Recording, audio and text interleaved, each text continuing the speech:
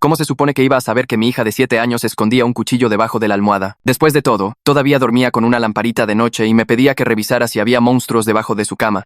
Se llamaba Marisol, y era la más pequeña y tierna de mis 3 hijos. Pero cuando la puerta principal se cerró de golpe a las 3 a.m., ella estaba sentada en el sillón de la sala, en la oscuridad.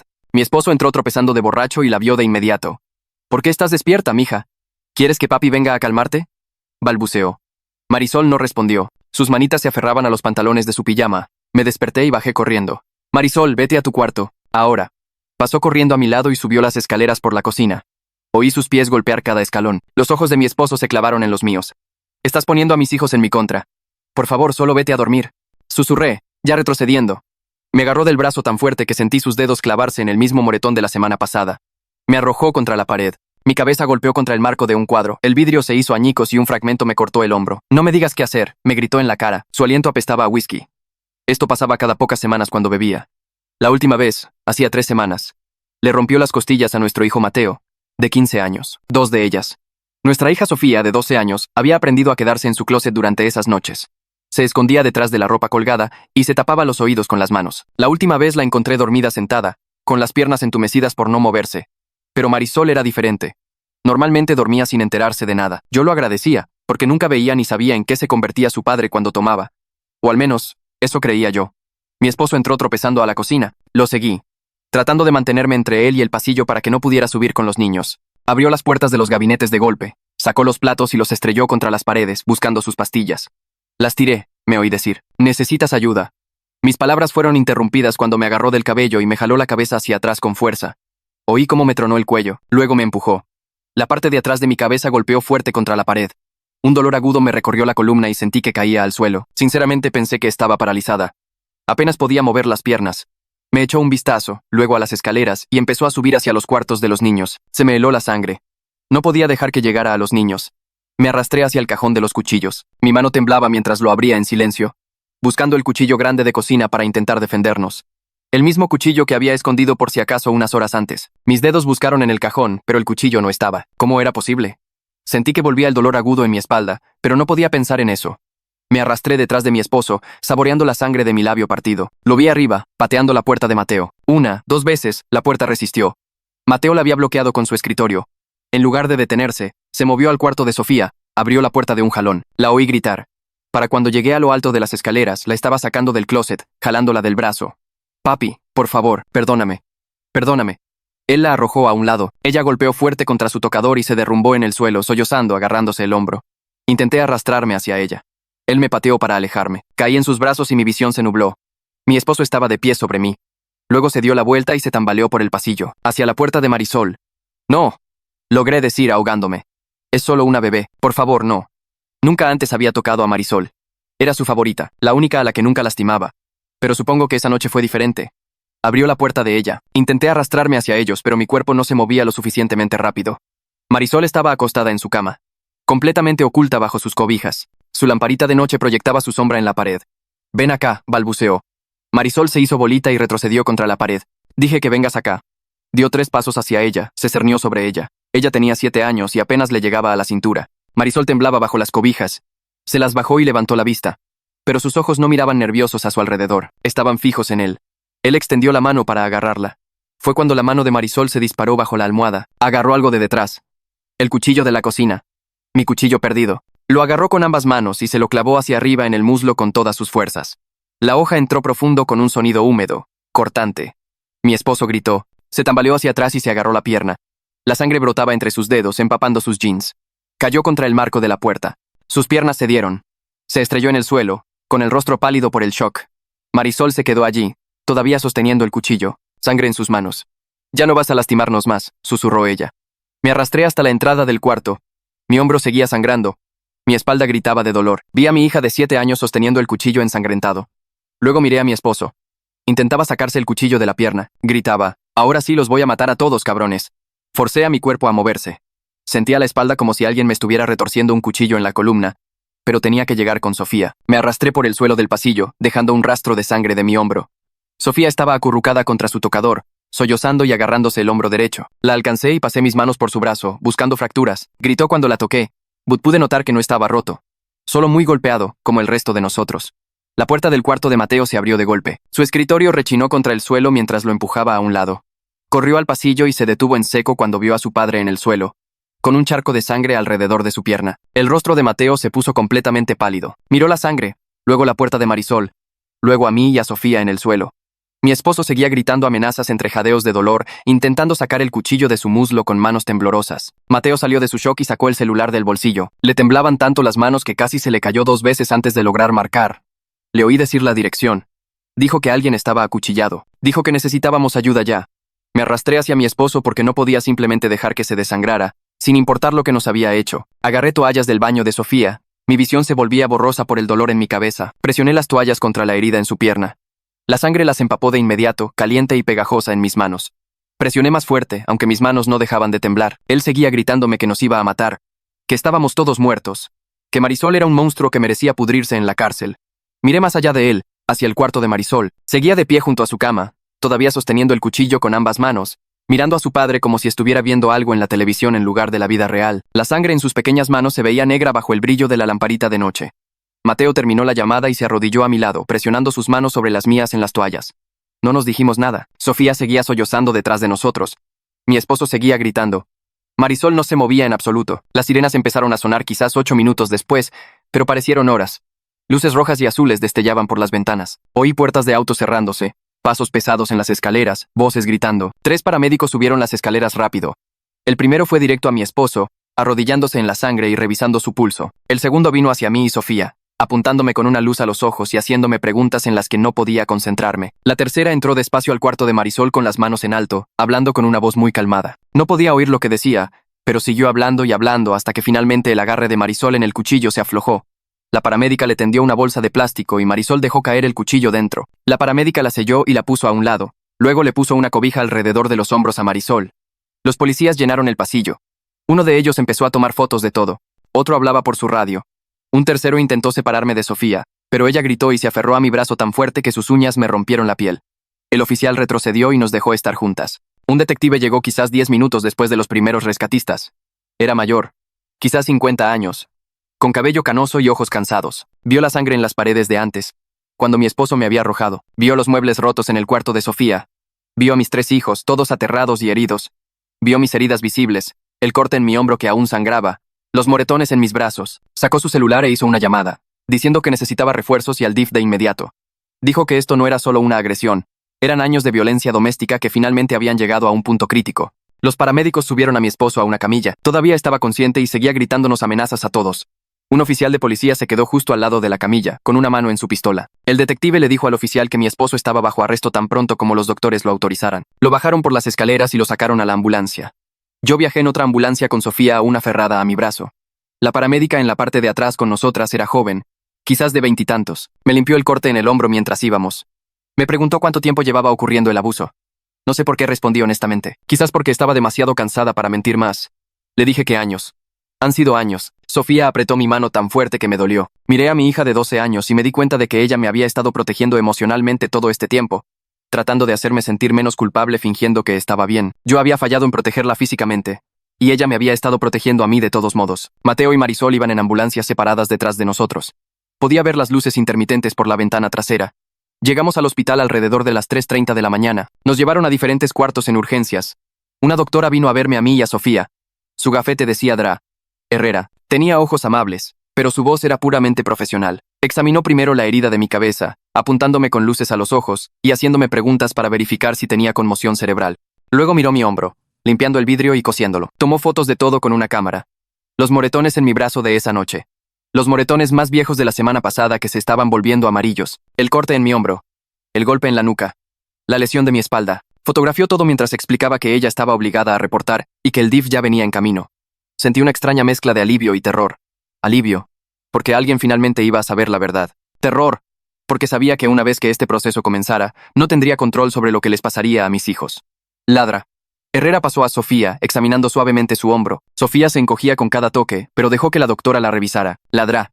Herrera dijo que no estaba roto. Solo muy golpeado y se lo vendó como soporte. Una mujer llegó al hospital alrededor de las 4 de la mañana. Se presentó como Graciela Pérez, del DIF, Desarrollo Integral de la Familia. Llevaba una carpeta bajo el brazo y una expresión profesional pero no desagradable. Explicó que necesitaba entrevistarnos a cada uno por separado sobre lo que pasó. Empezó conmigo, haciendo preguntas detalladas sobre esa noche y sobre la historia de abuso. Respondí todo. Le conté sobre las costillas rotas de Mateo hacía 3 semanas, sobre Sofía escondiéndose en su closet durante las noches violentas, sobre cómo esto pasaba cada pocas semanas cuando mi esposo bebía. Graciela anotó todo sin mostrar mucha reacción. Luego me dijo la parte que había estado temiendo. Dijo que los niños tendrían que ser puestos bajo custodia temporal mientras se evaluaba la situación. Quise discutir, prometer que los mantendría a salvo ahora. Pero las palabras se atoraron en mi garganta. Ambas sabíamos que no los había mantenido a salvo antes. Graciela fue a hablar con Mateo después. Podía oírlo a través de la pared. Su voz se hizo más y más fuerte hasta que estaba gritando. Gritó que no iba a dejar a sus hermanas. Gritó que yo era la que debió protegerlos años atrás. Su ira era peor que cualquiera de los golpes de mi esposo porque Mateo tenía razón. La voz de Graciela se mantuvo calmada, explicando que este era el procedimiento estándar en casos que involucraban violencia con armas y amenazas continuas. Dijo que era temporal, que el objetivo era la reunificación. Mateo siguió gritando, pero eventualmente su voz se calmó. Sofía estaba en el cuarto junto al mío. No podía oír palabras, pero podía oír a las enfermeras tratando de hablar con ella. No respondía.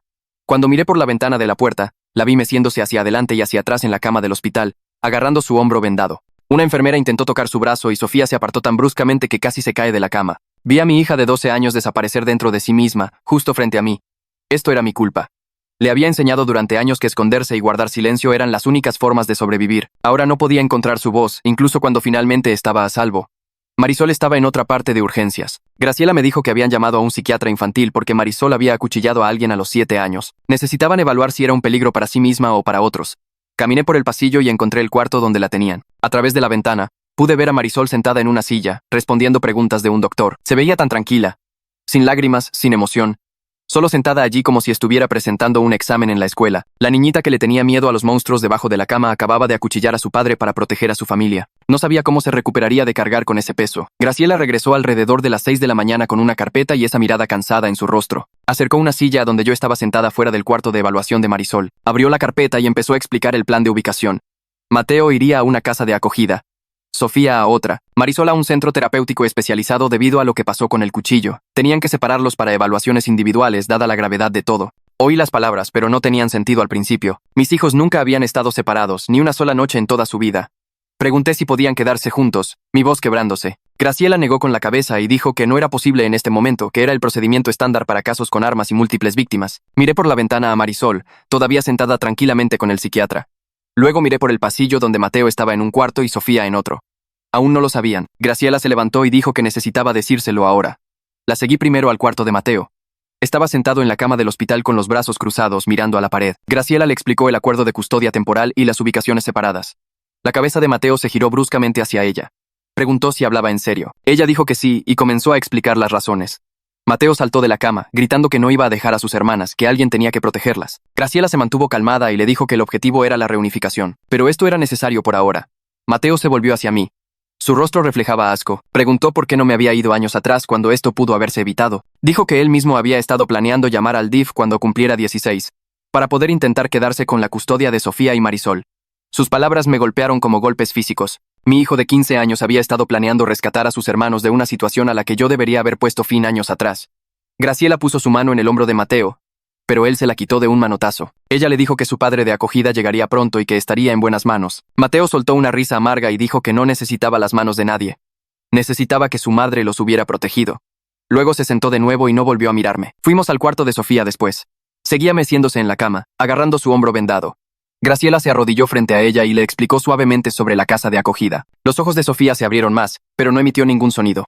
Graciela dijo que una madre de acogida muy experimentada vendría por ella.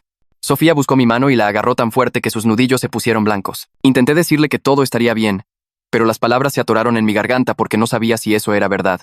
Sofía comenzó a hacer pequeños gemidos, pero seguía sin decir palabras. Graciela tocó su otra mano y Sofía se apartó. La dejamos allí, todavía meciéndose, y sentí que la estaba abandonando de nuevo. La evaluación de Marisol terminó y el psiquiatra salió. Le dijo a Graciela que Marisol mostraba signos de respuesta traumática retardada, pero no era un peligro inmediato para sí misma o para otros. Recomendó terapia intensiva y una ubicación especializada. Graciela asintió y entramos juntas al cuarto. Marisol nos miró con esos ojos grandes. Graciela le explicó sobre la casa de acogida usando palabras sencillas.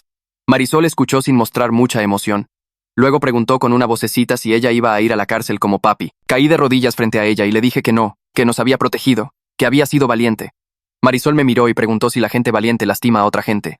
No supe cómo responder a eso. Le dije que hizo lo que tenía que hacer para mantenernos a salvo. Preguntó si eso la hacía mala. Dije que no, pero pude ver en su rostro que no me creía. Graciela dijo que la madre de acogida de Marisol tenía entrenamiento especial para niños en situaciones difíciles. Marisol preguntó si los otros niños allí también lastimaban a la gente. Graciela hizo una pausa, y luego dijo que algunos de ellos habían pasado por cosas muy difíciles. Marisol asintió como si eso tuviera sentido. Alrededor de las 7:30, un hombre llegó al hospital. Graciela lo presentó como Felipe Pérez, su esposo. Se especializaba en acoger a adolescentes varones en situaciones de crisis. Felipe era alto, con cabello canoso, y tenía un trato tranquilo. Estrechó la mano de Mateo y le dijo que tenía un cuarto listo en su casa. Mateo no dijo nada. Felipe no intentó forzar la conversación ni fingir que esto estaba bien. Solo esperó. Graciela le entregó a Felipe algunos papeles y hablaron en voz baja sobre las heridas y medicamentos de Mateo. Mateo se quedó allí con los brazos cruzados, sin mirarnos a ninguno. Cuando llegó el momento de irse, Felipe recogió la bolsa que el hospital nos había dado con las pertenencias de Mateo. Mateo caminó hacia la puerta sin despedirse de mí. Intenté decir algo, pero siguió caminando. Felipe lo siguió, y vi a mi hijo desaparecer por el pasillo, su ira y decepción irradiando de él en oleadas. La madre de acogida de Sofía llegó alrededor de las 8. Tenía unos 50 años, ojos amables y una presencia tranquila. Graciela la presentó, pero no capté su nombre entre el zumbido de mis oídos. La mujer entró al cuarto de Sofía y se arrodilló. Le habló suavemente a Sofía, contándole sobre la casa y el cuarto que había preparado. Sofía no respondió. La madre de acogida no presionó, simplemente se quedó allí, al nivel de Sofía, siendo paciente. Cuando llegó el momento de irse, Sofía volvió a agarrar mi mano. La madre de acogida intentó ayudarla a levantarse suavemente, pero Sofía no me soltaba. Sus gemidos se hicieron más fuertes. Graciela y la madre de acogida intercambiaron miradas. Ambas intentaron hablar con Sofía, pero ella solo apretó mi mano más fuerte, haciendo esos sonidos horribles, pero sin pronunciar palabras reales. Finalmente, la madre de acogida tuvo que separar cuidadosamente los dedos de Sofía uno por uno. El rostro de Sofía se contrajo y las lágrimas corrieron por sus mejillas mientras la mujer la guiaba hacia la puerta. Me quedé allí congelada, viendo cómo se llevaban a mi hija de 12 años mientras ella me miraba con una expresión de completa traición. Algo fundamental se rompió dentro de mí en ese momento. La ubicación de Marisol fue la que más tardó en organizarse. Graciela hizo múltiples llamadas telefónicas tratando de encontrar a alguien con el entrenamiento adecuado y una cama disponible. Esperamos juntas en el cuarto del hospital. Marisol coloreaba un dibujo que le habían dado las enfermeras. Dibujó a nuestra familia, pero omitió a su padre. Alrededor de las 9, la ubicación finalmente se confirmó. Graciela le explicó a Marisol que vendría una madre de acogida especial, pero que tardaría un poco porque vivía más lejos. Marisol preguntó si tendría su propio cuarto. Graciela dijo que sí. Marisol preguntó si habría una lamparita de noche. Graciela llamó a la madre de acogida y confirmó que sí. Habría una lamparita de noche. Marisol pareció satisfecha con eso. Mientras esperábamos, Marisol me miró y volvió a preguntar si de verdad no iba a ir a la cárcel. Me senté a su lado y le dije que no, que la policía solo arresta a la gente que lastima a otros por ser mala, no a la gente que protege a sus familias. Marisol preguntó cómo sabía la policía la diferencia. No tuve una buena respuesta. Le dije que la policía sabía que ella estaba tratando de ayudarnos. Marisol se quedó callada un minuto y luego preguntó si papi iba a ir a la cárcel por ser malo. Dije que sí. Preguntó si estaría allí para siempre. Le dije que no sabía, pero que ya no podría lastimarnos más. Marisol asintió y volvió a colorear. Para las 9 de la mañana mis 3 hijos se habían ido y yo estaba sola en el hospital. Una enfermera vino a revisar mis heridas y cambiar las vendas de mi hombro y cabeza. Mi espalda todavía dolía mucho, pero el doctor dijo que no había nada roto, solo hematomas severos y daño muscular. Mientras la enfermera trabajaba, el detective Morales regresó. Tenía una grabadora y una libreta. Acercó una silla y me dijo que necesitaba mi declaración oficial sobre todo. Empecé a hablar y una vez que empecé no pude parar. Le conté sobre los años de abuso, sobre las costillas rotas de Mateo hacía 3 semanas, sobre Sofía escondiéndose en su closet durante las noches violentas, cómo la encontré dormida sentada con las piernas entumecidas, sobre el patrón de violencia cada pocas semanas cuando mi esposo bebía, sobre cómo pensé que Marisol no sabía, sobre lo equivocada que estaba. Morales anotó todo, su expresión volviéndose más sombría con cada detalle. Hizo preguntas específicas sobre fechas, heridas y testigos. Respondí todo. Cuando terminé, apagó la grabadora y me dijo que los cargos criminales eran inevitables, dada la evidencia y el número de víctimas. Dijo que mi esposo probablemente enfrentaría un tiempo serio en prisión. Sentí alivio y terror al mismo tiempo porque mi esposo había amenazado con matarnos a todos. Morales pareció leerme la mente. Dijo que mi esposo estaba bajo guardia en el hospital y sería transferido directamente a la cárcel al ser dado de alta. Dijo que se presentaría automáticamente una orden de restricción. Graciela regresó como a las 10:30 con un montón de papeles. Se sentó y repasó cada formulario, explicando lo que estaba firmando. Reconocimiento de custodia temporal. Derechos durante el periodo de separación. Resumen del proceso de reunificación. Requisitos para recuperar a mis hijos. Fue honesta de una manera que dolía. Dijo que esto tomaría meses, no semanas. Necesitaría completar clases de crianza y terapia. Tendría que demostrar que podía proteger a mis hijos. Dijo que la corte estaría observando todo lo que yo hiciera. Firmé cada papel con manos temblorosas, leyendo palabras como falla en proteger, entorno propiciador y evaluación de riesgo. La realidad de lo que estaba sucediendo me cayó encima. Había perdido a mis hijos porque fallé en protegerlos de su padre. Graciela recogió los papeles y los guardó en su carpeta. Me dijo que podría tener visitas supervisadas a partir de unos días. Me dio una lista de terapeutas especializados en sobrevivientes de violencia doméstica y clases de crianza a las que estaba obligada a asistir. También me dio referencias para grupos de apoyo. La lista parecía abrumadora, pero anoté cada hora y lugar de cita. Graciela me preguntó si tenía cómo llegar a casa. Le dije que mi esposo controlaba todos nuestros vehículos y finanzas. Ella se ofreció a llevarme. Alrededor del mediodía, me dieron de alta con recetas para analgésicos e instrucciones de seguimiento con mi médico en una semana. Graciela me llevó a casa en su auto, ninguna de las dos habló mucho. Cuando llegamos a la casa, vi que la puerta principal todavía estaba ligeramente abierta desde que habían entrado los paramédicos. Graciela me acompañó adentro e inmediatamente vi la sangre. En las paredes, en los pisos, en el cuarto de Sofía, en el cuarto de Marisol, la cocina donde había estrellado platos, vidrios rotos por todas partes. Graciela preguntó si quería que se quedara mientras limpiaba. Dije que no. Me recordó las citas de terapia y se fue. Me quedé en la cocina mirando la sangre en el suelo donde me había arrastrado tras él. Saqué productos de limpieza de debajo del fregadero y empecé a fregar. La sangre se había secado, y no salía fácilmente. Fregué más fuerte, llorando tanto que apenas podía ver lo que estaba haciendo. Me moví a la pared de la sala donde mi cabeza había golpeado el marco del cuadro. Todavía había vidrios esparcidos por el suelo. Recogí cada pedazo con cuidado, recordando cómo el fragmento me había cortado el hombro. Cada cuarto guardaba recuerdos de violencia que yo había ignorado o minimizado. La cocina donde había estrellado platos contra las paredes buscando sus pastillas. El cuarto de Sofía donde la había sacado del closet jalándola del brazo. El pasillo donde me había pateado. El cuarto de Marisol donde lo había cuchillado con el cuchillo que había sacado del cajón de la cocina. Limpié el cuarto de Marisol al final, fregando la sangre de su piso donde él había caído. Su lamparita de noche seguía encendida. Su cama estaba deshecha de donde había estado escondida bajo las cobijas. Me senté en su cama, abracé su almohada, y sollocé hasta que no pude respirar.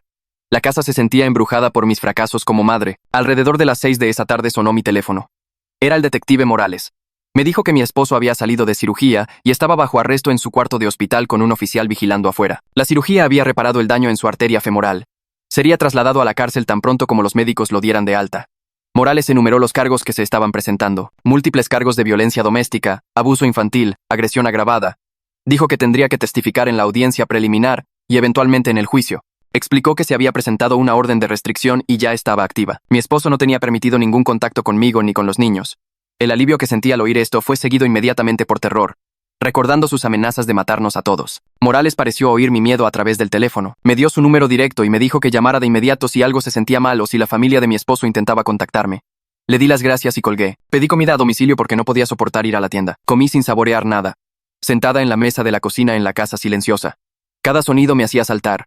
La puerta de un auto afuera, la casa asentándose, el zumbido del refrigerador. Cada ruido hacía que mi corazón se acelerara, convencida de que mi esposo de alguna manera había escapado y venía de regreso. Revisé todas las cerraduras de las puertas y ventanas. Luego las revisé de nuevo, y de nuevo. No podía dejar de revisar. Alrededor de las 11 intenté irme a la cama, pero no podía quedarme en el dormitorio donde él había dormido. Fui al sillón de la sala en su lugar, con mi teléfono en la mano y el número de Morales listo para marcar. Apagué todas las luces y me senté en la oscuridad escuchando. Cada auto que pasaba me hacía congelarme. Cada sonido del exterior me hacía alcanzar mi teléfono. Alrededor de la medianoche fui a la cocina y abrí el cajón de los cuchillos. Saqué el mismo tipo de cuchillo que Marisol había usado y lo llevé de vuelta al sillón. Lo puse debajo del cojín a mi lado. Entonces me di cuenta de lo que estaba haciendo. Estaba durmiendo en el sillón con un cuchillo bajo el cojín, convirtiéndome exactamente en lo que mi hija de 7 años se había visto obligada a convertirse. Esa primera noche sola en la casa fue la peor noche de mi vida. No dormí. Solo me quedé sentada allí en la oscuridad, revisando las cerraduras cada hora, saltando con cada sonido, agarrando el mango del cuchillo bajo el cojín y llorando porque les había fallado tan terriblemente a mis hijos que mi niñita tuvo que hacer lo que yo debía haber hecho años atrás. A la mañana siguiente sonó mi teléfono mientras yo seguía en el sillón. No me había movido desde que revisé las cerraduras por 10ª vez alrededor de las 5 am.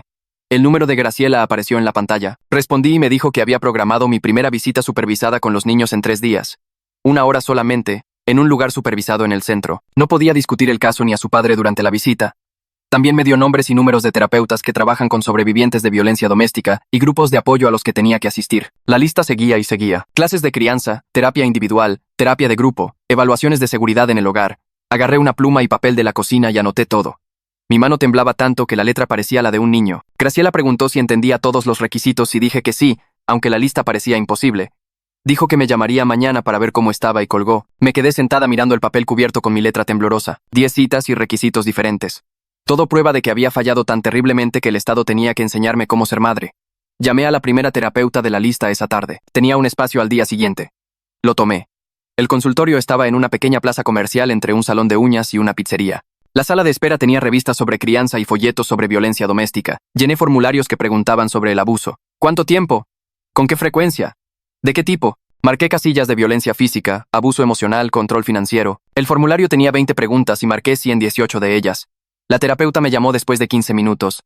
Su nombre estaba en la puerta, pero no lo capté. Tendría unos 50 años, cabello canoso y lentes. Su consultorio tenía pañuelos desechables en cada superficie. Se sentó frente a mí y me pidió que le contara qué pasó. Empecé con esa noche. Ella me detuvo. Dijo que necesitábamos hablar de por qué me quedé durante años mientras mis hijos estaban siendo lastimados. Su voz no era mala, pero sí directa. Dijo que yo permití el abuso al no proteger a mis hijos. Quise explicarle sobre el miedo y no tener dinero y no saber cómo irme. Levantó la mano. Dijo que esas eran razones, pero no excusas. Dijo que mi trabajo era proteger a mis hijos y no lo hice. Me quedé sentada llorando mientras ella me pasaba pañuelos. Preguntó si estaba lista para asumir la responsabilidad sin esconderme detrás de mi miedo. Dije que sí, pero no estaba segura de decirlo en serio. Mi teléfono empezó a sonar esa noche. No reconocí el número. Dejé que se fuera al buzón de voz. La voz de la madre de mi esposo salió por el altavoz. Estaba llorando. Dijo que necesitaba saber qué había pasado. Dijo que su hijo nunca lastimaría a nadie. Dijo que debía haber algún error. Lo borré sin escuchar todo el mensaje. Volvió a llamar una hora después. Esta vez su voz estaba enojada. Dijo que yo estaba poniendo a los niños en contra de su padre. Dijo que estaba destruyendo a su familia. Me llamó mentirosa. El tercer mensaje de voz llegó a las 10 p.m. Mi suegro esta vez. Dijo que pelearían por la custodia si seguía mintiendo sobre su hijo. Dijo que tenían abogados. Dijo que me arrepentiría de esto. Ese lo escuché 2 veces y lo guardé como me dijo Morales. La idea de que mis suegros obtuvieran la custodia me dio ganas de vomitar. Ellos habían criado a mi esposo. Le habían enseñado que la violencia era aceptable. Nunca me habían preguntado por los moretones con los que había aparecido a lo largo de los años. 3 días después conduje al lugar de la visita supervisada, un edificio en el centro que el DIF usaba para visitas familiares. Alfombra gris y paredes blancas y cámaras en cada esquina. Llegué temprano y me senté en mi auto durante 20 minutos. No podía obligarme a entrar. Finalmente me obligué a salir y caminé hacia la entrada. Una mujer en la recepción revisó mi identificación y me señaló un cuarto al final del pasillo. La supervisora ya estaba allí. Se presentó, pero olvidé su nombre de inmediato. Explicó las reglas de nuevo. 1 hora. No discutir el caso. No contacto físico sin permiso. Estaría en el cuarto todo el tiempo tomando notas. Entonces se abrió la puerta y entraron mis hijos. Mateo entró primero. Era más alto de lo que recordaba. No me miraba. Se sentó en una silla contra la pared del fondo y cruzó los brazos. Sofía entró después, tomada de la mano de su madre de acogida. Miraba al suelo. Su madre de acogida le susurró algo y se fue. Sofía se sentó en otra silla y mantuvo la vista baja.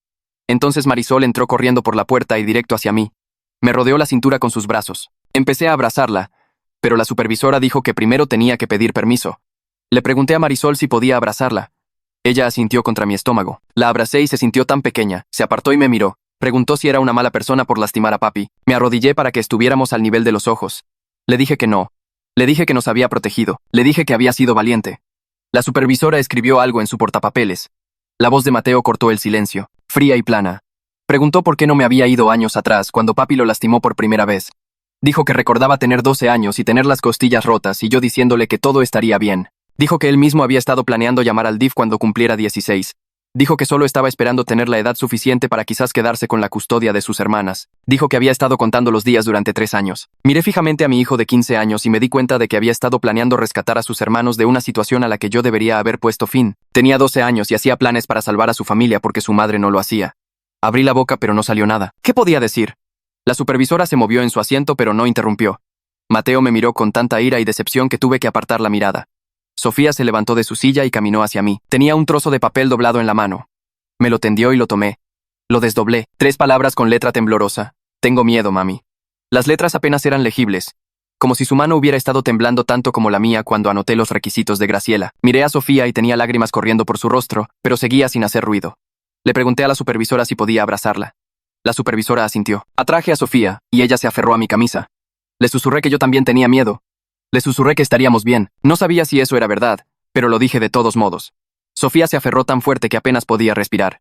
La supervisora revisó su reloj y dijo que nos quedaban 10 minutos. Marisol empezó a hablar de su casa de acogida. Lo dijo como si estuviera describiendo una excursión de la escuela, concreta y detallada. Dijo que había otros 4 niños allí. Dijo que todos ellos también habían lastimado a gente. Preguntó si eso significaba que todos eran malos juntos. La supervisora intervino suavemente. Dijo que esas eran preguntas para la terapeuta de Marisol. Redirigió la conversación preguntándole a Marisol sobre la escuela y sus amigos. Pero lo vi en los ojos de Marisol. La confusión sobre si proteger a tu familia te convertía en una mala persona. El peso de lo que había hecho sobre sus hombros de 7 años. Mi niñita pensaba que era mala porque yo la había puesto en una posición en la que tuvo que salvarnos. La supervisora anunció que el tiempo se había acabado. Mateo se levantó de inmediato y caminó hacia la puerta sin mirar atrás. La madre de acogida de Sofía vino a recogerla. Sofía se aferró a mí hasta que la mujer la apartó suavemente. Marisol me dio un último abrazo y preguntó cuándo podría volver a casa. Le dije que pronto. Le dije que la amaba. Luego todos se fueron y me quedé sola en el cuarto con la supervisora. La supervisora dijo que la visita había ido tan bien como se podía esperar. Dijo que estas cosas llevan tiempo. Asentí y salí a mi auto. Me senté en el asiento del conductor y sollocé durante 20 minutos. La visita se había sentido incorrecta y artificial. Nada como nuestra familia real. Estaba aterrada de que esa distancia incómoda se volviera permanente. Que mis hijos nunca me perdonarían.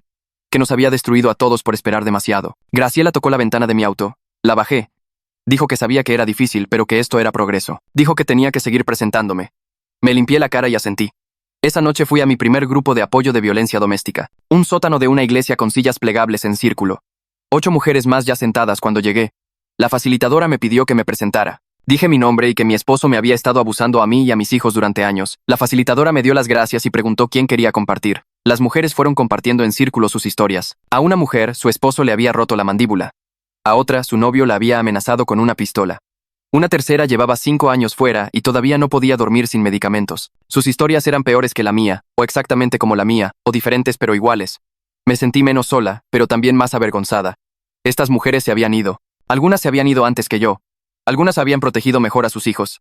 Una mujer me miró y dijo que la parte más difícil era perdonarse a sí misma. Dijo que todavía no lo había logrado después de 3 años.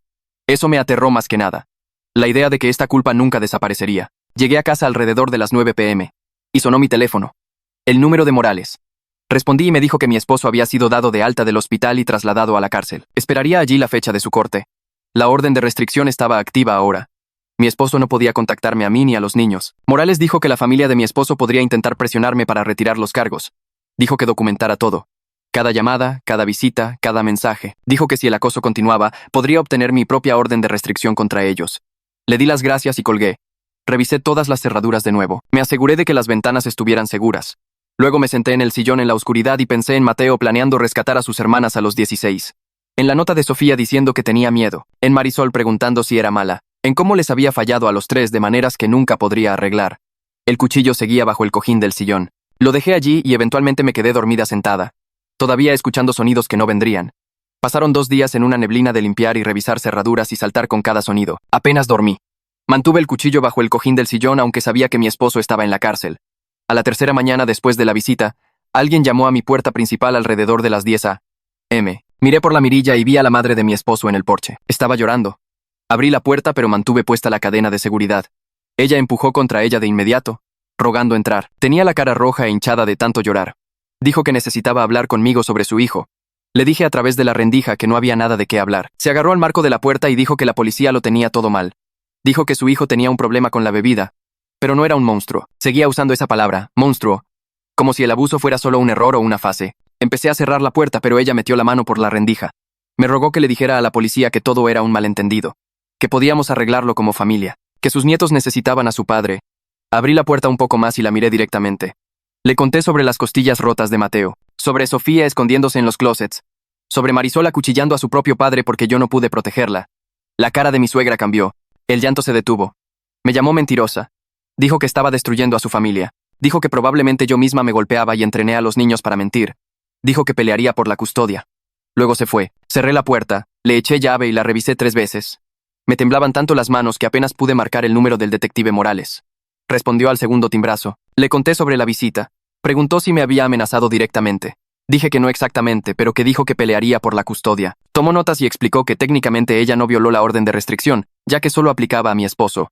Pero dijo que si seguía apareciendo podría considerarse intimidación de testigos. Sugirió que obtuviera mi propia orden de restricción contra mis suegros. La idea me agotó. Más papeleo, más corte, más honorarios legales que no podía pagar. Pero dije que estaba bien. Morales dijo que documentaría todo y enviaría el informe al fiscal. Esa tarde tuve mi sesión de terapia. El consultorio de la consejera estaba en una placita comercial entre un salón de uñas y un lugar de impuestos. Me senté en la sala de espera durante 10 minutos antes de que me llamara. Su consultorio olía a lavanda. Me preguntó cómo estaba. Le conté que la madre de mi esposo había aparecido. Anotó algo. Luego preguntó por mi propia madre. Dije que mi madre no tenía nada que ver con esto. La consejera se inclinó hacia adelante y dijo que creía que mi madre tenía todo que ver con esto. Preguntó si mi padre había sido violento. No respondí al principio. Ella esperó. Finalmente dije que sí. Mi padre golpeaba a mi madre. Mi madre se quedó. La consejera preguntó por qué creía que mi madre se había quedado. Dije que no sabía. Ella dijo que sí sabía. Presionó y presionó hasta que admití que mi madre me enseñó que esto era normal, que los hombres se enojaban, que las mujeres lo soportaban, que mantener a la familia unida importaba más que nada. La consejera preguntó si veía el patrón. Lo veía. Lo veía claramente. Me había convertido en mi madre. Había sometido a mis hijos exactamente al mismo trauma que experimenté de niña. La revelación me golpeó tan fuerte que no podía respirar. Empecé a llorar. Luego no pude parar. Dije que no era mejor que mi esposo. La voz de la consejera se agudizó. Dijo que eso no era verdad. Dijo que había una diferencia entre ser una víctima que se queda y ser un abusador activo. Negué con la cabeza. Dije que yo lo permití. Lo protegí guardando silencio. Lo elegí a él por encima de la seguridad de mis hijos durante años. La consejera me hizo mirarla. Dijo que yo era una víctima que tomó malas decisiones por miedo e indefensión aprendida. Dijo que mi esposo era un abusador que eligió la violencia. Dijo que esas cosas no eran lo mismo. Quería creerle, pero no podía. La distinción se sentía demasiado pequeña. Demasiado conveniente. La semana siguiente comencé las clases de crianza obligatorias. El salón estaba en el sótano de un centro comunitario. Sillas plegables dispuestas en círculo. Otros 11 padres ya sentados cuando entré. La instructora se presentó y nos pidió que hiciéramos una ronda compartiendo por qué estábamos allí. A una mujer, su novio le rompió el brazo a su hija. Un hombre, su novia dejó a sus hijos solos durante 3 días. Otra mujer admitió que golpeaba a su hijo con un cinturón hasta dejarle marcas. Todos nos sentamos allí en nuestra vergüenza. La instructora habló sobre reconocer patrones de abuso, sobre proteger a los niños, sobre establecer límites, sobre romper el trauma generacional. Cada cosa que decía sentía que me apuntaba directamente a mí. Tomé notas de todo. Llené 6 páginas. Completé cada hoja de trabajo. Respondí cada pregunta. Necesitaba demostrar que podía hacer esto, que podía ser la madre que mis hijos merecían. 2 semanas después de empezar las clases, Graciela programó una visita a domicilio. Apareció a las 2 p.m., un martes con un portapapeles y una expresión seria. Caminó por cada cuarto de mi casa. Revisó las cerraduras de todas las puertas y ventanas. Miró en closets y gabinetes. Preguntó sobre mi plan de seguridad si la familia de mi esposo aparecía de nuevo. Le mostré los nuevos cerrojos que había instalado. El sistema de seguridad que realmente no podía pagar pero que compré de todos modos. La lista de contactos de emergencia pegada en el refrigerador. Preguntó sobre mi asistencia a terapia. Le mostré las tarjetas de citas. Preguntó sobre las clases de crianza. Le mostré mi cuaderno lleno de notas. Preguntó si había alcohol en la casa. Dije que no y abrí cada gabinete para demostrarlo. Anotó todo. Luego se sentó en la mesa de mi cocina y revisó sus notas. Dijo que estaba haciendo un buen progreso. Dijo que el siguiente paso sería aumentar las visitas supervisadas. Dijo que empezaríamos con 2 horas en lugar de 1. Sentí alivio y terror al mismo tiempo. La segunda visita supervisada ocurrió 2 semanas después de la primera. Mateo llegó antes que sus hermanas. Se sentó en la misma silla que la última vez, pero no cruzó los brazos. La supervisora dijo que podía sentarse donde quisiera. Se quedó donde estaba. Le pregunté cómo estaba. Dijo que bien. Le pregunté por la escuela. Dijo que estaba bien. Luego empezó a hablar de Felipe. Dijo que Felipe lo trataba con respeto, que Felipe realmente escuchaba cuando hablaba, que Felipe le pedía su opinión sobre las cosas y no solo le decía qué hacer. Dije que me alegraba que tuviera una buena ubicación. Mateo me miró y dijo que Felipe lo hacía sentir seguro. Las palabras calaron hondo. Otro hombre estaba proporcionando la seguridad y estabilidad que yo no había logrado darle en 15 años. Tragué saliva y dije que estaba agradecida de que Felipe lo estuviera cuidando bien. Mateo asintió y apartó la mirada. Sofía llegó después con su madre de acogida. Llevaba un trozo de papel doblado por la mitad. La supervisora dijo que Sofía había estado trabajando con una terapeuta de arte. Sofía me entregó el papel. Lo desdoblé con cuidado.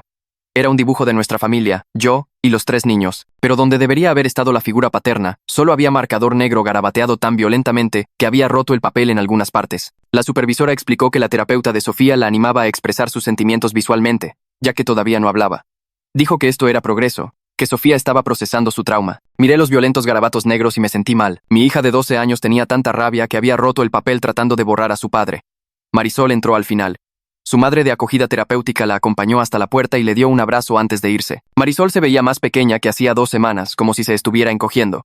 Se sentó a mi lado y se apoyó en mi costado. Graciela llegó unos minutos después. Pidió hablar conmigo en privado un momento. Salimos al pasillo. Graciela dijo que la madre de acogida de Marisol había reportado que Marisol estaba teniendo pesadillas sobre el apuñalamiento, despertando gritando que tenía sangre en las manos. Graciela dijo que Marisol seguía preguntando si iba a ir a la cárcel. Si era una mala persona, si Dios estaba enojado con ella, sentí que se me oprimía el pecho. Mi hija de 7 años cargaba con una culpa que debería haber sido mía. Graciela dijo que el terapeuta de Marisol estaba trabajando con ella, pero que también quería reunirse conmigo. Me dio una tarjeta con su nombre y número, Dr. Sandoval. Lo llamé al día siguiente y tenía un espacio esa tarde. Su consultorio estaba en un edificio médico en el centro. Era más joven de lo que esperaba, quizás 40 años. Tenía ojos amables. Me pidió que me sentara y luego explicó en qué había estado trabajando con Marisol. Dijo que ella estaba experimentando algo llamado herida moral. Había hecho algo violento para proteger a su familia, pero a los 7 años, no podía reconciliar esa violencia protectora con su comprensión del bien y el mal. Dijo que Marisol seguía preguntando si lastimar a alguien la hacía mala, incluso si estaba tratando de ayudar. Dijo que estaba luchando con el peso de problemas de adultos que nunca deberían haber sido suyos. Empecé a llorar de nuevo. El doctor Sandoval me pasó pañuelos y esperó. Luego dijo que su objetivo era ayudar a Marisol a entender que ella no era responsable de los problemas de los adultos, que había sido puesta en una situación imposible por los adultos que deberían haberla protegido. Se refería a mí. No lo dijo directamente, pero lo escuché. Yo había puesto a mi hija de 7 años en una posición en la que tuvo que acuchillar a su propio padre.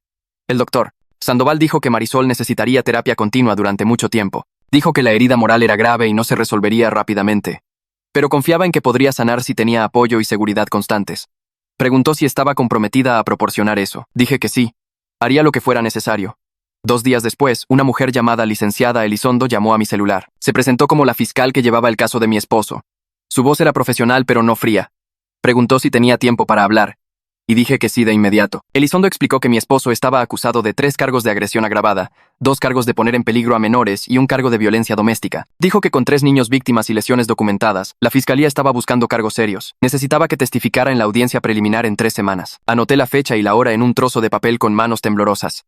Luego Elizondo me advirtió que el defensor público de mi esposo intentaría pintarme como una madre incapaz que permitió el abuso. Dijo que argumentarían que yo era igualmente responsable por no proteger a mis hijos. Sus palabras me golpearon como un golpe físico porque eso era exactamente lo que yo creía de mí misma. Elizondo debió oír algo en mi silencio porque dijo que yo también era una víctima y que el trabajo del abogado defensor era crear dudas. Me dijo que me preparara mentalmente para la audiencia y dijo que volvería a llamar antes de la fecha para repasar mi testimonio. Después de colgar, me senté en mi sillón mirando el papel con la fecha de la audiencia escrita en él.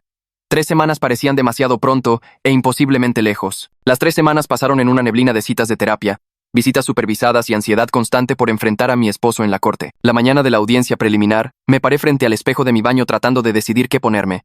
Graciela me había dicho que vistiera de manera conservadora y profesional. Elegí un vestido azul marino que cubría mis brazos y los moretones que se desvanecían. Me temblaban tanto las manos que apenas pude subir el cierre. Conduje al juzgado 40 minutos antes y me senté en mi auto en el estacionamiento tratando de calmarme. Otras personas pasaban llevando portafolios y tazas de café como si fuera otro día normal. Para ellos tal vez lo era. Para mí se sentía como entrar en una pesadilla. Finalmente me obligué a salir del auto y entrar. El juzgado era frío y olía a limpiador de pisos. Elizondo me encontró en el pasillo fuera de la sala del tribunal. Era más joven de lo que esperaba, quizás 35 años, con cabello oscuro recogido en una coleta apretada. Me estrechó la mano y preguntó cómo estaba aguantando. Mentí y dije que estaba bien. Me explicó lo que sucedería durante la audiencia. El juez escucharía argumentos sobre la fianza y revisaría los cargos. Yo no tendría que testificar hoy, pero estaría en la sala y mi esposo también estaría allí.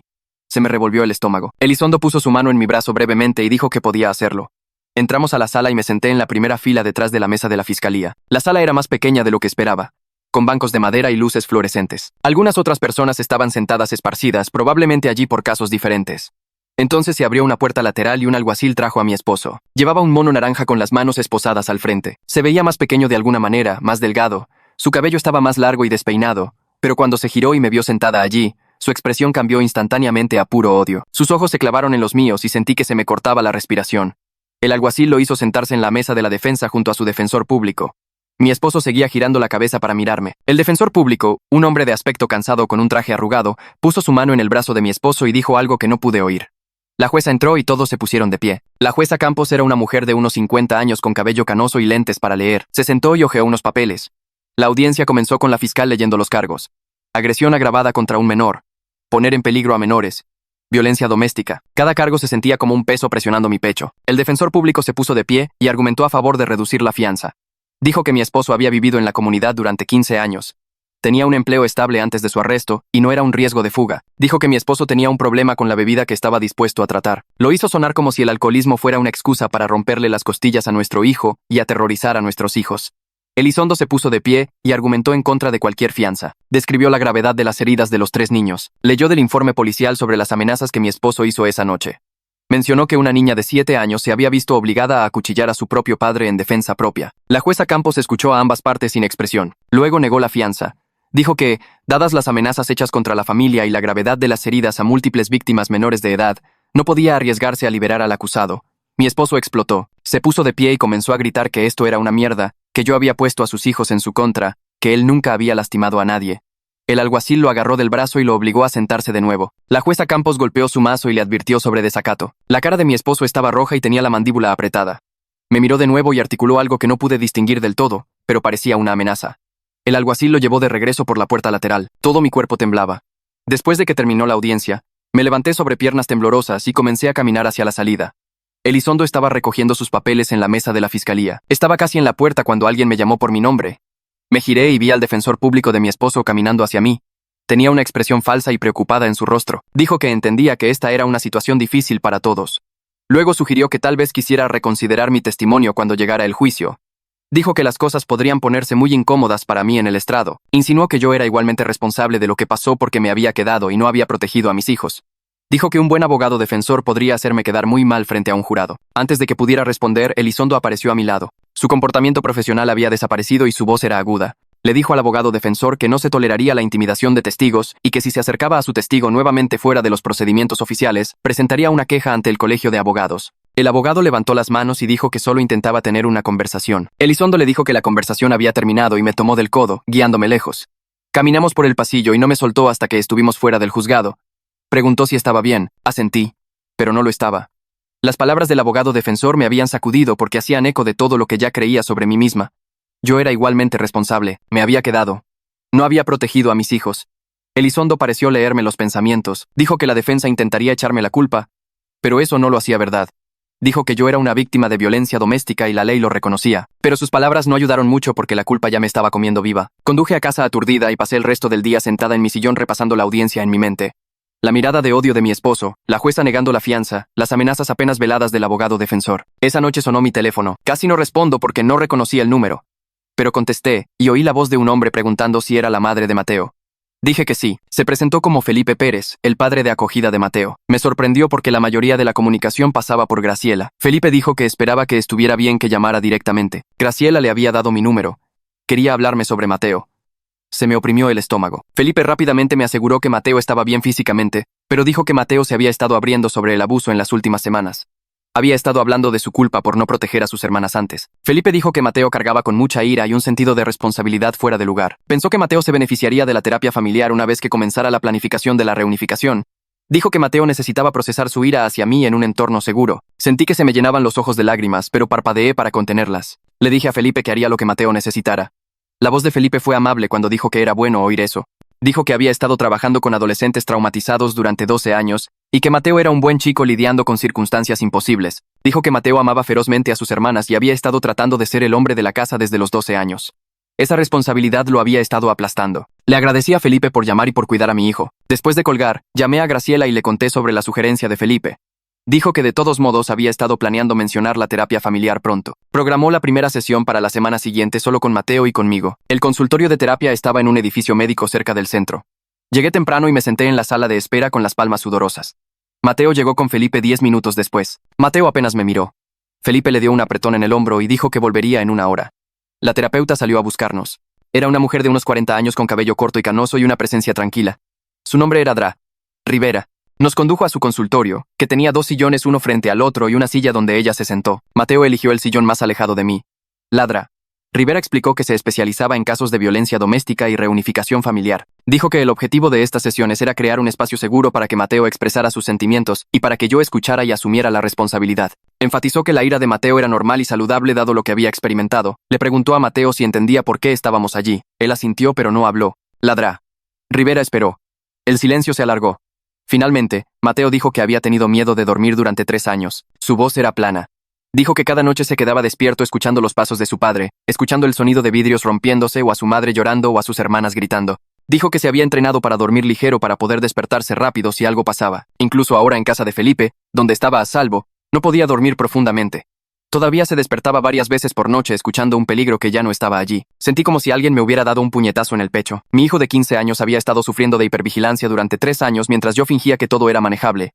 Mateo no había terminado. Dijo que nuestro esposo lo había amenazado con matarlo si alguna vez llamaba a la policía o le contaba a alguien sobre el abuso. Esto sucedió cuando Mateo tenía 12 años. justo después de la primera vez que su padre le rompió el brazo.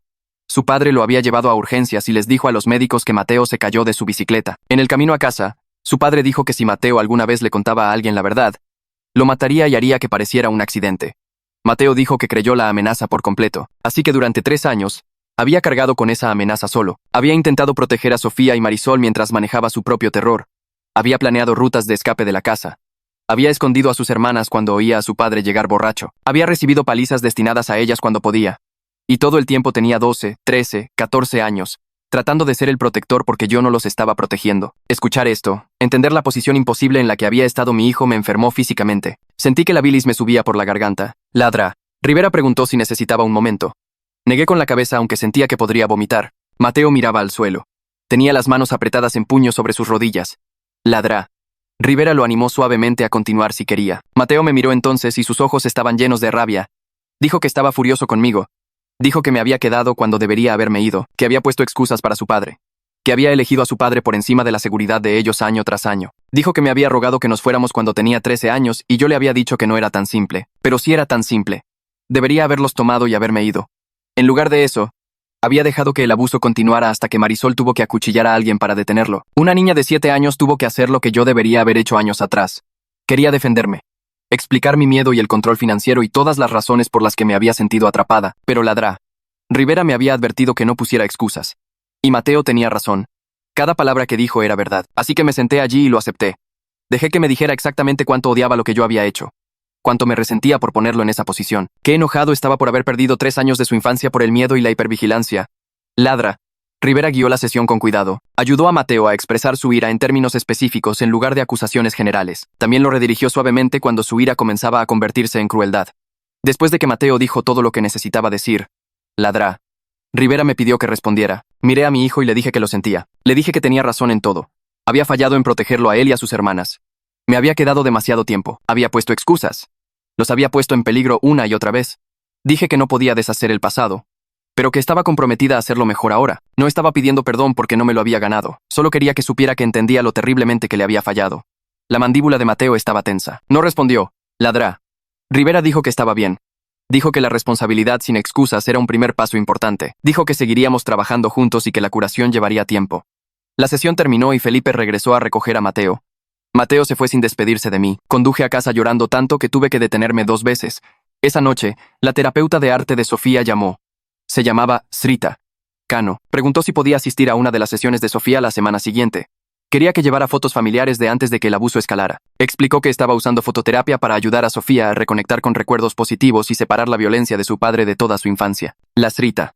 Cano dijo que Sofía necesitaba saber que no todos los momentos de su vida habían estado definidos por el miedo. Acepté de inmediato. Después de colgar, fui al closet del pasillo donde guardaba nuestros álbumes de fotos. No los había mirado en años.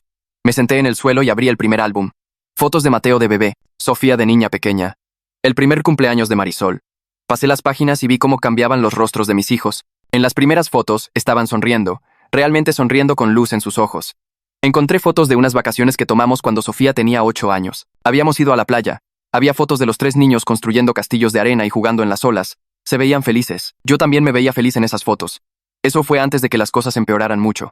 Antes de que aumentara la bebida y la violencia se volviera regular. Seguí pasando páginas y vi cómo la luz se desvanecía de sus rostros año tras año. Para cuando Marisol tenía 5 años, las sonrisas en las fotos parecían forzadas. Falsas. Lloré sobre esos álbumes durante 2 horas, lamentando la infancia que les había robado a mis hijos. La semana siguiente, llevé un montón de fotos seleccionadas a la sesión de terapia de Sofía. El consultorio de la Srita, Cano era brillante y colorido, con materiales de arte por todas partes. Sofía ya estaba allí trabajando en una pintura. Levantó la vista cuando entré y me dio una pequeña sonrisa. La Srita. Cano nos pidió que nos sentáramos juntas en una mesa. Extendió las fotos que había traído. Sofía se inclinó hacia adelante y comenzó a mirarlas con atención. Sus dedos tocaban cada foto suavemente, como si fueran frágiles. La Srita. Cano le pidió a Sofía que eligiera momentos que recordara haber sido feliz. Sofía estudió las fotos durante mucho tiempo. Luego señaló una de esas vacaciones en la playa, los 4 construyendo un castillo de arena. La Srita. Cano le preguntó a Sofía qué recordaba de ese día. Sofía no habló en voz alta, pero sacó su cuaderno y escribió durante varios minutos. Luego giró el cuaderno para que la Srita, Cano y yo pudiéramos leerlo. Había escrito sobre cómo la arena estaba caliente y el agua fría, cómo Mateo la había ayudado a cavar un foso, cómo yo había traído paletas heladas, cómo su padre también parecía feliz ese día. Escribió que había olvidado que hubo buenos momentos. Pensaba que todo siempre había sido aterrador. La Srita. Cano me explicó que Sofía necesitaba entender que toda su infancia no estaba definida por la violencia, que había habido buenos momentos que valía la pena recordar. Esos buenos recuerdos no borraban los malos, pero seguían siendo reales y seguían importando. Sofía eligió 3 fotos más de momentos felices. Una fiesta de cumpleaños, un viaje al zoológico, la mañana de Navidad cuando tenía 9 años. Para cada una escribió lo que recordaba. La Srita. Cano dijo que esto era un progreso importante, que Sofía estaba aprendiendo a sostener ambas realidades a la vez, lo bueno y lo malo, los recuerdos felices y los traumáticos. La semana siguiente, el doctor Sandoval me invitó a observar una de las sesiones de terapia de juego de Marisol a través de un espejo unidireccional. Llegué a su consultorio y me llevó a una pequeña sala de observación. A través de la ventana, pude ver a Marisol sentada en el suelo rodeada de muñecas y una casa de muñecas. El doctor Sandoval se sentó cerca con una libreta. Me puse los audífonos que me dio para poder escuchar lo que estaba sucediendo. Marisol tomó una muñeca pequeña y una muñeca de hombre más grande. Hizo que la muñeca de hombre caminara hacia la muñeca niña. Luego hizo que la muñeca niña recogiera un pequeño cuchillo de plástico. Representó el apuñalamiento. La muñeca niña apuñaló a la muñeca hombre en la pierna. La muñeca hombre se cayó. Marisol hizo sonidos de la muñeca hombre gritando. Luego reajustó la escena y lo hizo de nuevo. Esta vez cambió un pequeño detalle. La muñeca madre entró y detuvo a la muñeca hombre antes de que la muñeca niña tuviera que usar el cuchillo. Pero luego Marisol negó con la cabeza y reajustó la escena de nuevo. Intentó diferentes variaciones. A veces, la muñeca niño ayudaba. A veces, la otra muñeca niña advertía a todos. Pero cada vez volvía a que la muñeca niña tenía que apuñalar a la muñeca hombre. Vi a mi hija de 7 años representar esto una y otra vez. Cada repetición era como un cuchillo en mi propio pecho. La voz del doctor Sandoval llegó a través de los audífonos. Le preguntó gentilmente a Marisol por qué la muñeca niña tenía que usar el cuchillo. Marisol dijo, porque nadie más detuvo al hombre malo. El doctor Sandoval preguntó qué le hubiera gustado que pasara a Marisol. Marisol se quedó callada un momento. Luego tomó la muñeca madre e hizo que detuviera a la muñeca padre antes de que alguno de los niños saliera lastimado. El doctor Sandoval dijo que eso habría sido bueno. Dijo que en la vida real, mami no pudo detener a papi esa noche, y por eso Marisol tuvo que proteger a todos. La vocecita de Marisol dijo que mami debió detener a papi hace mucho tiempo. Me levanté rápido y salí de la sala de observación. No podía ver más. El doctor Sandoval me encontró en el pasillo 5 minutos después. Estaba llorando demasiado para hablar. Dijo que lo que acababa de presenciar era a Marisol procesando su trauma, tratando de ganar control sobre la narrativa. Dijo que estaba tratando de encontrar una versión de los hechos en la que no tuviera que lastimar a nadie, pero seguía volviendo a la realidad de que había sido forzada a una situación imposible por los adultos que deberían haberla protegido. Se refería a mí. Yo era la adulta que no la había protegido. El doctor Sandoval dijo que Marisol necesitaría terapia continua durante mucho tiempo, pero que estaba progresando. Dijo que los niños eran resilientes, pero necesitaban seguridad y apoyo constantes para sanar. Me preguntó de nuevo si estaba comprometida a proporcionar eso. Me limpié la cara y dije que sí, haría lo que fuera necesario por el tiempo que fuera necesario. 2 semanas después, el doctor Sandoval me llamó para otra sesión de observación. Dijo que Marisol había estado trabajando en algo importante y quería que lo viera. Conduje a su consultorio, me senté en la pequeña habitación con el espejo unidireccional y me puse los audífonos. Marisol ya estaba en el suelo con sus muñecas y la casa de muñecas. Cogió la muñeca niña pequeña y la muñeca hombre. Hizo que la muñeca hombre caminara hacia la muñeca niña con fuertes pisotones. La muñeca niña retrocedió. Entonces Marisol se detuvo. Cogió la muñeca madre en su lugar. Hizo que la muñeca madre se interpusiera entre la muñeca hombre y la muñeca niña. La muñeca madre empujó a la muñeca hombre. La muñeca niña no tuvo que coger el pequeño cuchillo de plástico esta vez.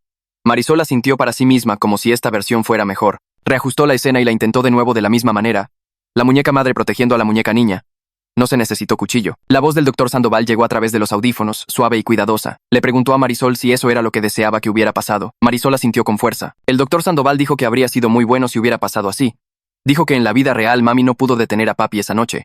Por eso Marisol tuvo que proteger a todos. Las manos de Marisol dejaron de mover las muñecas.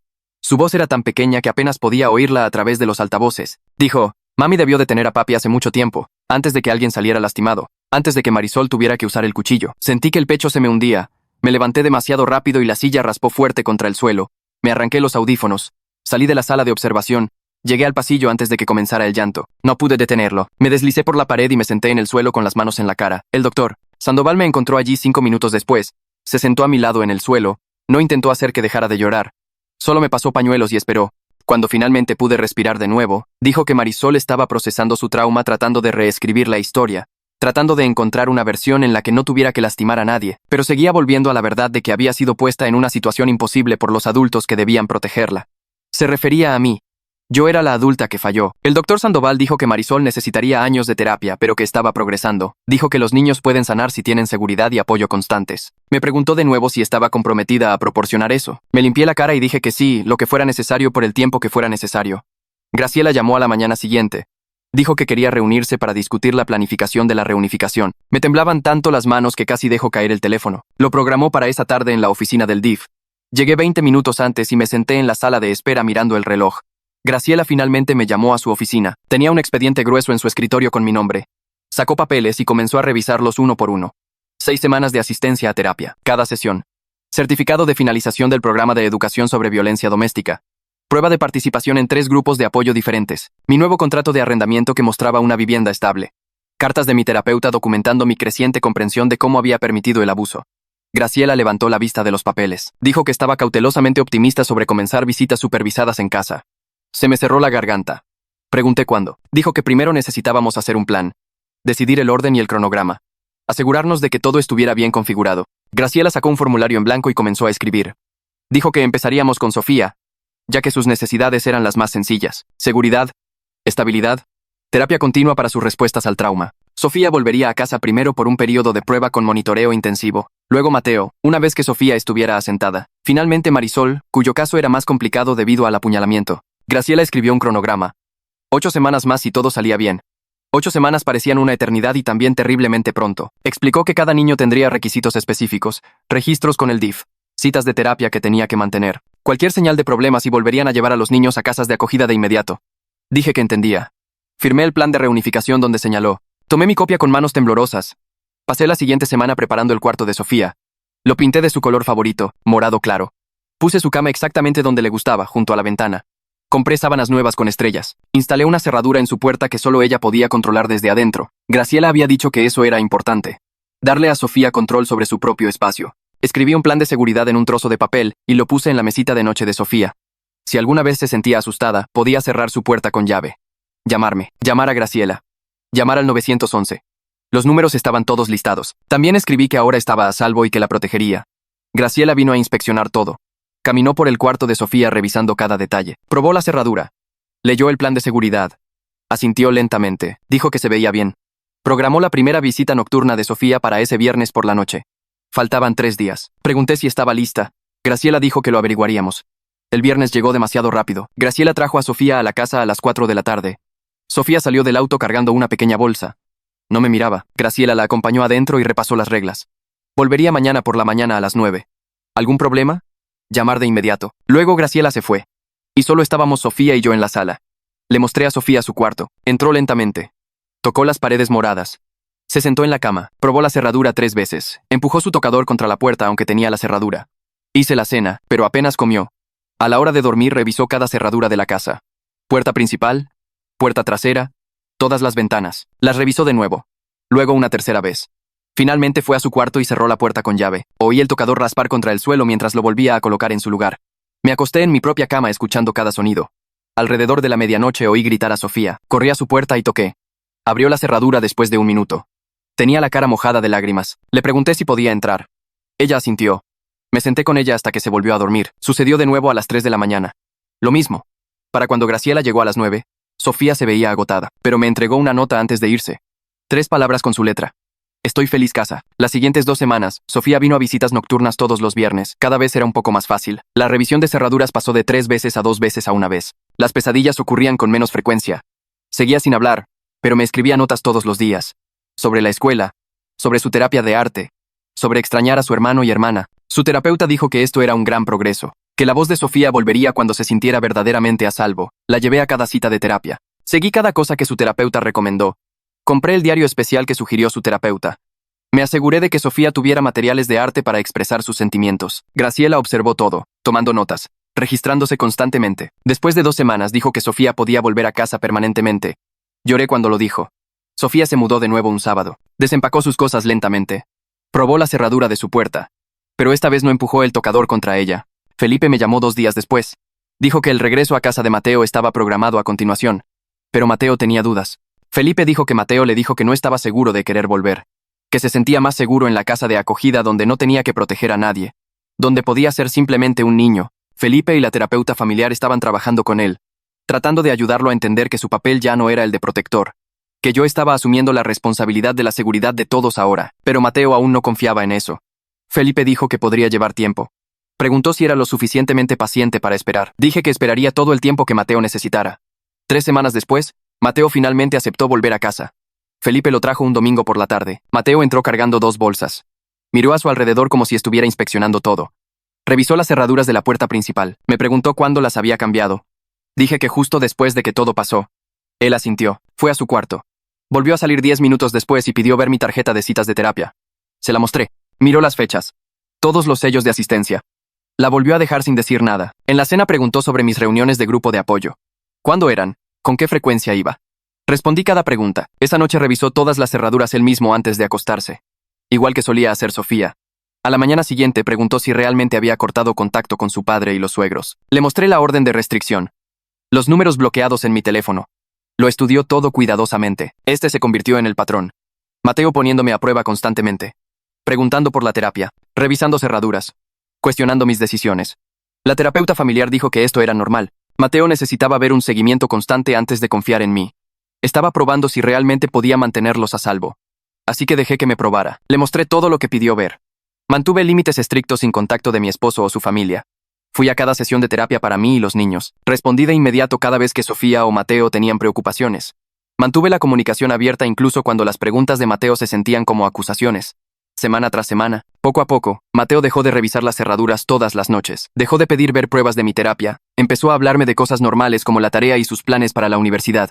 La terapeuta familiar dijo que estaba aprendiendo a confiar de nuevo.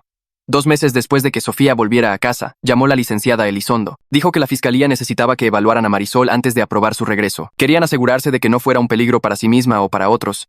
Me sentí mal. Marisol tenía 7 años y la estaban tratando como a una criminal. Elizondo dijo que era el procedimiento estándar en casos donde un niño cometía violencia, incluso violencia defensiva.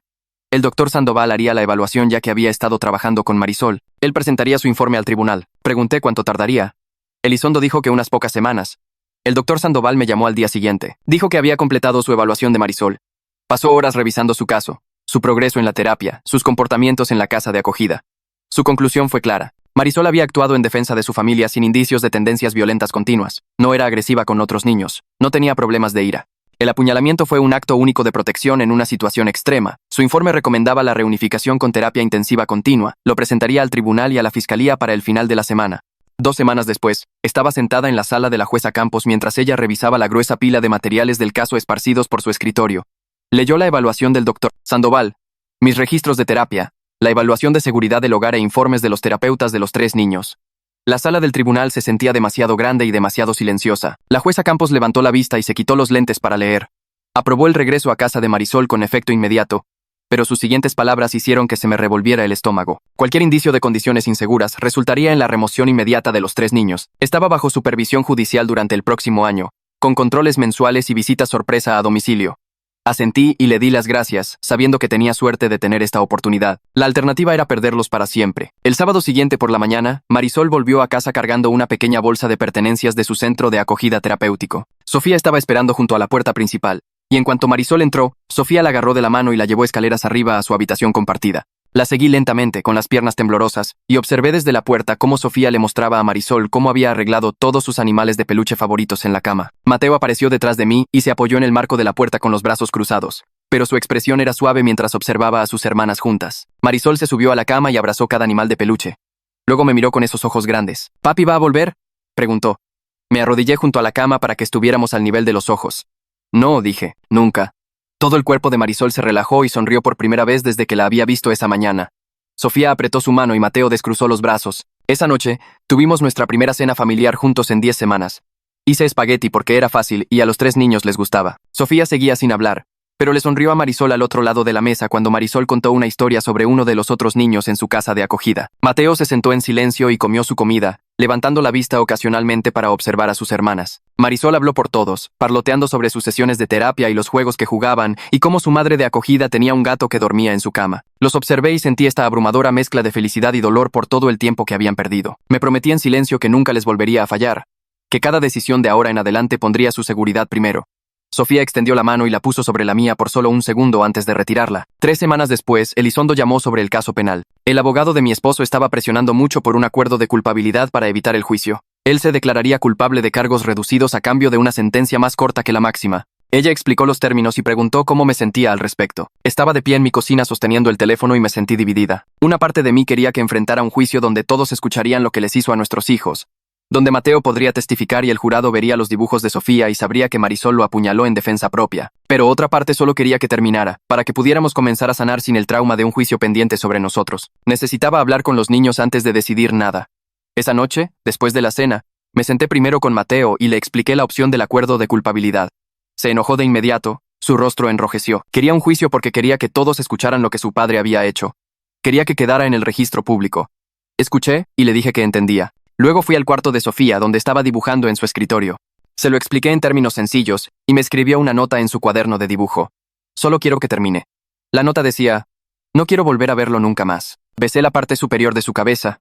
Fue más difícil hablar con Marisol porque solo tenía 7 años y no entendía completamente el sistema legal. Traté de explicarle en términos sencillos que papi podría ir a la cárcel por menos tiempo si admitía lo que hizo mal. Parecía confundida y preguntó si el hecho de que ella apuñalara a papi significaba que él tenía que ir a la cárcel. Le expliqué que papi iba a la cárcel por lo que nos hizo a todos, no porque ella nos protegió. Después de 2 días de pensarlo y una conversación más con Elizondo, acepté el acuerdo de culpabilidad. Mi esposo se declaró culpable de violencia doméstica agravada y de poner en peligro a menores. Le dieron 5 años de prisión con manejo obligatorio de la ira y tratamiento por abuso de sustancias. Era menos que la sentencia máxima de 15 años, pero más de lo que temía que pudiera obtener con un buen abogado. Mateo estaba decepcionado y no me habló durante 2 días después de que le dije. Pero cuando lo senté y le expliqué que proteger su bienestar emocional era más importante que el castigo máximo, que no quería que se traumatizaran testificando en la corte, finalmente asintió. Todavía no estaba feliz, pero aceptó mi decisión. Durante los siguientes meses, nos enfocamos en sanar y construir nuestra nueva normalidad. Conseguí un trabajo de tiempo completo en una compañía de facturación médica que ofrecía beneficios, incluidos seguro de gastos médicos que cubría nuestros costos de terapia. La paga no era excelente, pero era estable y podía trabajar desde casa 2 días a la semana. Mateo empezó a hablar de planes para la universidad, investigando escuelas a 1 hora de casa para poder quedarse cerca de sus hermanas. La terapia de Sofía continuó con arte y escritura, y lentamente, comenzó a hablar de nuevo. Primero, solo palabras sueltas, luego oraciones cortas. Una noche, unos 4 meses después de que Marisol volviera a casa, Sofía le dio las buenas noches a Marisol en voz alta en lugar de escribirlo. La cara de Marisol se iluminó y abrazó a Sofía tan fuerte que ambas cayeron en la cama riendo. Las pesadillas de Marisol se hicieron menos frecuentes, reduciéndose a quizás una vez por semana en lugar de todas las noches. No estábamos arreglados, pero estábamos a salvo y juntos, y mejorando lentamente. 8 meses después de esa noche terrible, estábamos desayunando juntos un sábado por la mañana. Marisol dijo algo chistoso sobre su cereal que parecía comida de extraterrestres, y todos empezamos a reír. Mateo estaba en su laptop investigando universidades locales, decidido a quedarse cerca, aunque le había dicho que podía ir a donde quisiera. Sofía hablaba más cada día, oraciones completas ahora, y acababa de unirse a un club de arte en la escuela donde estaba haciendo amigos de verdad. Marisol todavía hacía preguntas difíciles sobre esa noche a veces, preguntas que intentaba responder con honestidad, pero con delicadeza. Pero ahora dormía sin su lamparita de noche y no había preguntado si era mala en semanas.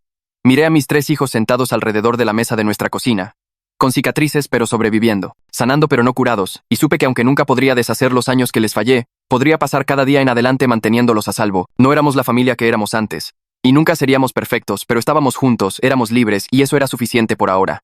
Gracias por quedarte hasta el final. Qué bueno que pudimos compartir esta historia. Espero que te haya traído un poco de luz a tu día.